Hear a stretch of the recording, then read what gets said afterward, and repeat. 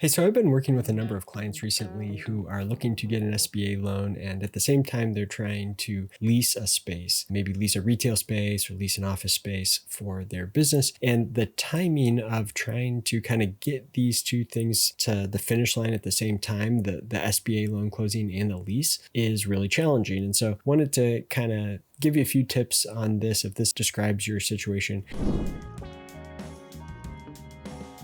So the first thing I would recommend, please don't sign a lease before you know you are officially approved for an SBA loan. And if you're going to need the SBA loan to help fund the build out and, pay for the lease and get your business open, don't sign the lease before you know you're going to get approved. And probably what I would really say is don't even sign the lease before you actually close on the SBA loan, because you could have an approval and, things can go wrong, right? And so it's not over till it's over until you've actually closed on that SBA loan. So that would be my recommendation. Now, the SBA lender is going to say you need to have a signed lease, and the term of that lease needs to match the term of the SBA loan. So these things, in an ideal world, these things happen kind of like all at the same time, like the same day type of a thing, right? So you close on the SBA loan, you have to sign the lease, and the signed lease meets the requirement for the SBA loan, and you're good to go. But if you mismatch that time, if you sign a lease way ahead of time, and then you go to a lender and say, hey,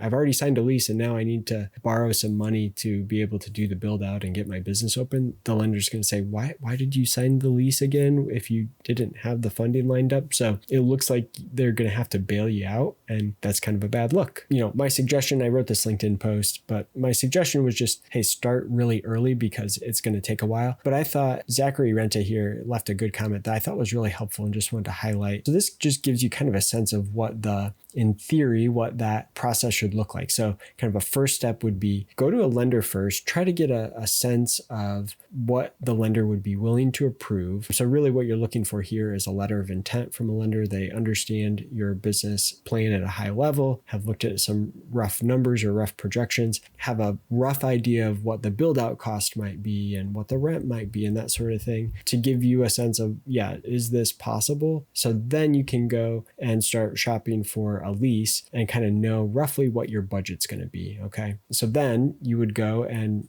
try to letter of intent or equivalent for a lease. So try to get the same type of thing with an SBA lender doing a loan proposal or a term sheet. Do the same thing with a lease. And then from there, you're going to need to get build out quotes. Okay. And that's going to take some time in both, you're going to need that for your SBA loan to get to kind of a final budget and final approval. So once you have that, then hopefully you can get through the underwriting process with the lender and get that kind of official approval or lender commitment. At that point, this should be your official commitment and approval. So you're probably safe to sign the lease at that point and then finalize your construction contracts and then close the loan. So the one thing I might just say is I still feel like there's a little bit of risk here signing this lease before, too much before you close the loan. Like, try to time those up as close as possible, I think, because if there is still something that could go wrong that could keep you from closing on the loan, you want to make sure you've gotten your whole loan closing checklist done and